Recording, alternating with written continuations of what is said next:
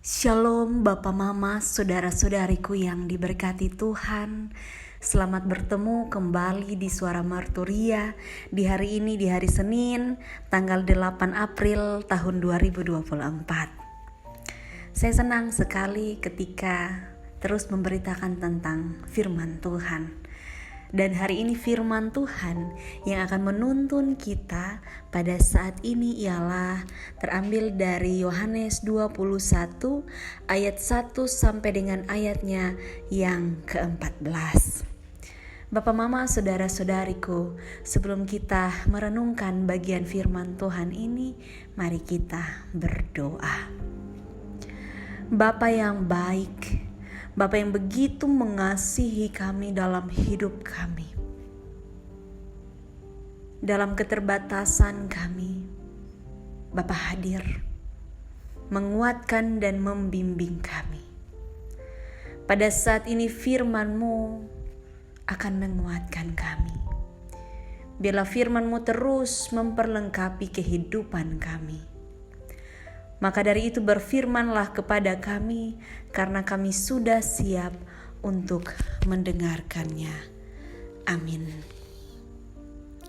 Kitab Yohanes 21 ayat 1 sampai dengan ayatnya yang ke-14. Di bawah perikop, Yesus menampakkan diri kepada murid-muridnya di pantai Danau Tiberias.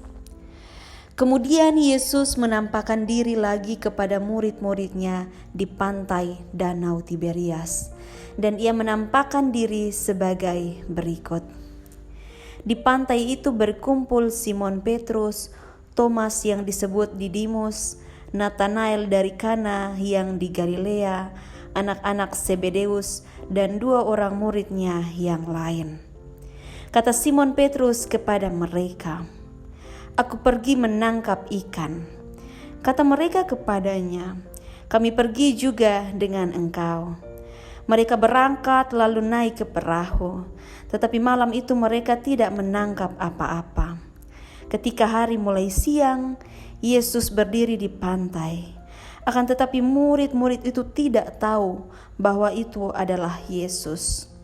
Kata Yesus kepada mereka, "Hai anak-anak, adakah kamu mempunyai lauk pauk?"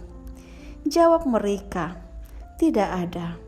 Maka kata Yesus kepada mereka, "Tebarkanlah jalamu di sebelah kanan perahu, maka akan kamu peroleh."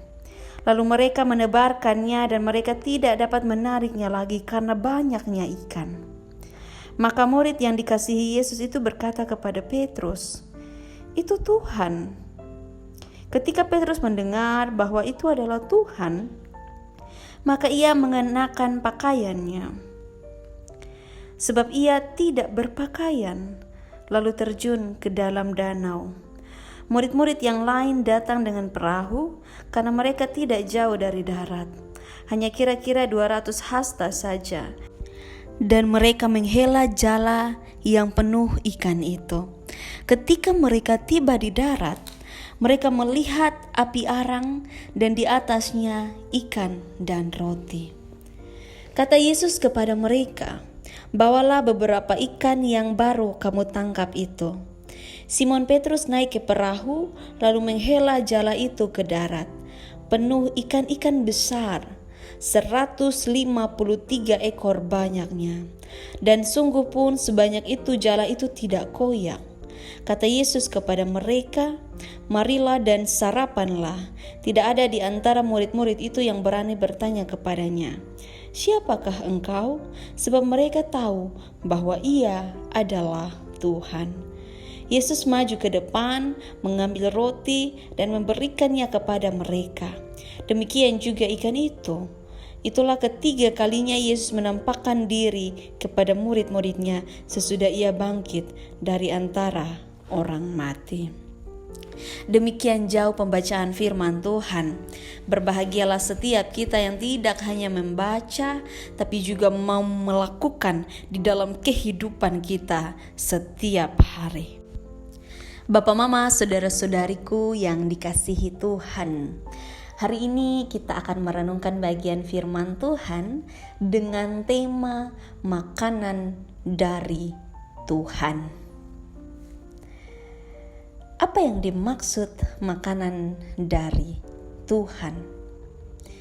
Jika kita membayangkan tentang makanan dari Tuhan, artinya ada makanan dari manusia. Apa perbedaannya? Pasti ada perbedaan. Dalam bacaan kita pada saat ini bercerita tentang bagaimana Tuhan Yesus menampakkan diri kepada murid-muridnya di pantai Danau Tiberias. Tuhan Yesus bertanya, "Hai anak-anak, adakah kamu mempunyai lauk pauk?" Pertanyaan ini sebenarnya tidak dimaksudkan oleh Tuhan untuk meminta, karena Dia tidak memiliki makanan.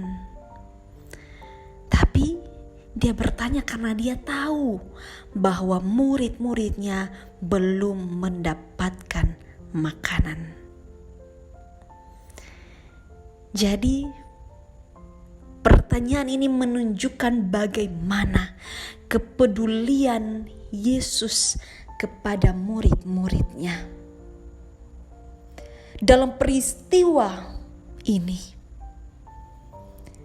Yesus mau menggambarkan dirinya bahwa Ia yang maha kuasa, Ia juga maha kasih.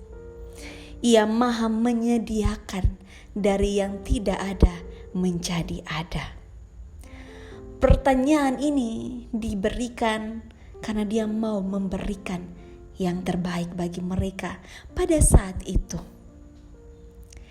Ia bertanya supaya mau menyatakan kepada murid-muridnya bahwa Dia ini ada bawa makanan untuk mereka. Jadi ini makanan dari Tuhan Yesus.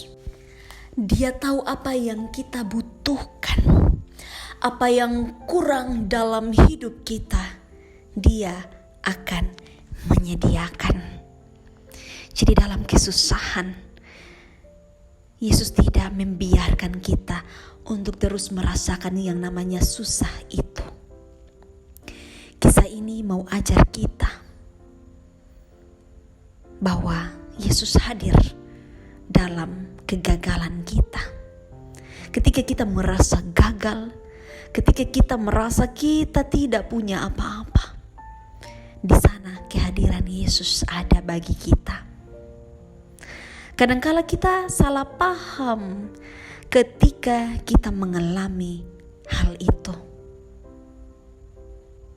Tapi dalam hal ini, Tuhan mau memberikan kita gambaran bahwa dalam situasi paling sulit dalam hidup kita, Tuhan hadir.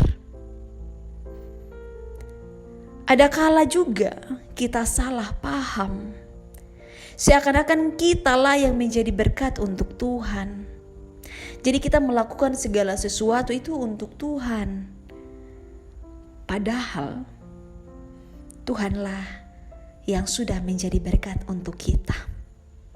Kita patut bersyukur karena Tuhan kita itu baik, teramat baik. Dalam kehidupan kita, mungkin kita orang-orang yang ada di bidang kita masing-masing.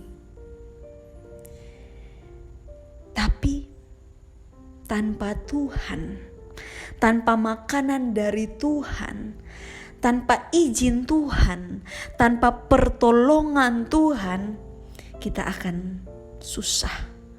Kita tidak akan mendapatkan apa-apa. Dalam hal ini kehadiran Tuhan membuat kita keluar dari masalah kita. Hanya Tuhan. Jadi walaupun ketika kita ada di bidang kita, itu sebenarnya tidak bisa menolong kita secara maksimal. Di dalam bacaan kita, murid-murid itu profesi sebagai nelayan. Dan di bidang mereka ternyata mereka juga tidak mendapatkan hasil apa-apa. Tapi ketika kehadiran Yesus ada di tengah-tengah mereka, ada sesuatu yang sudah disediakan oleh Yesus, yaitu makanan. Makanan dari Tuhan. Tuhan Yesus sudah menyediakan apa yang umatnya butuhkan. Tuhan Yesus sudah menyediakan, bahkan menyediakan bagi mereka sarapan ikan dan roti. Kemudian mereka menikmatinya. Dalam kehidupan kita, Bapak, Mama, saudara-saudariku, apa saja yang sudah kita terima dari Tuhan? Banyak. Bahkan ada yang tidak kita ingat. Karena saking banyaknya yang kita terima, yang kita nikmati dari Tuhan. Sama seperti murid-muridnya. Ketika mereka menikmatinya, mereka menikmati dengan diam. Dalam hal ini mereka sadar bahwa Yesus adalah Tuhan yang besar, Tuhan yang berkuasa, yang sanggup memberikan berkat. Lebih daripada apa yang manusia pikirkan. Lebih daripada apa yang manusia butuhkan. Maka dari itu, mari kita terus berefleksi dalam Tuhan. Berefleksi dalam hidup kita. Bahwa dalam keadaan apapun Tuhan hadir. Maka dari itu dalam keadaan apapun juga kita, mari mengarahkan hati kita kepada Tuhan. Karena yang akan menolong kita hanya satu pribadi yang penuh dengan kuasa itu, yaitu Yesus Tuhan. Maka dari itu, pertanyaan penutup yang akan memberikan kita refleksi. Apakah kita masih menganggap diri kita merasa hebat dalam bidang kita? Kita bisa dalam segala sesuatu, mendapatkan segala sesuatu yang kita mau tanpa pertolongan Tuhan. Mari kita merefleksi ini.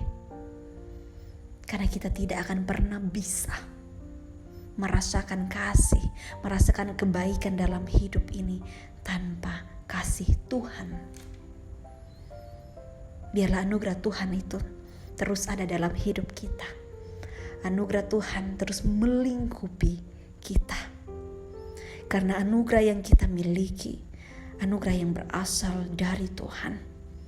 Dan Tuhan akan terus menyediakannya bagi saya, Bapak, Mama, dan saudara-saudariku semua. Kiranya firman Tuhan ini menguatkan kita dan memberkati hidup kita. Roh Kudus menolong kita semua. Amin. Bapak, Mama, saudara-saudariku, mari kita berdoa. Terima kasih Bapa untuk firman Tuhan yang teramat dalam bagi kami. Kami sangat bersyukur atas firman Tuhan yang sudah kami renungkan bersama-sama. Biarlah firman Tuhan ini menjadi bagian dalam kehidupan kami, untuk kami melakukannya dalam kehidupan kami setiap hari. Ajarkan kami untuk terus genggam Tuhan dalam hidup kami. Karena kami tahu bahwa Tuhan tidak pernah meninggalkan kami. Makanan dari Tuhan akan terus mengiringi hidup kami, apapun itu bentuknya. Mari memberkati hidup kami, memberkati setiap pergumulan kehidupan kami masing-masing, dari saat ini kekal selama-lamanya. Amin. Bapak, Mama, saudara-saudariku, terima kasih sudah mendengarkan suara Marturia. Kiranya suara Marturia ini terus menjadi berkat bagi setiap kita. Amin.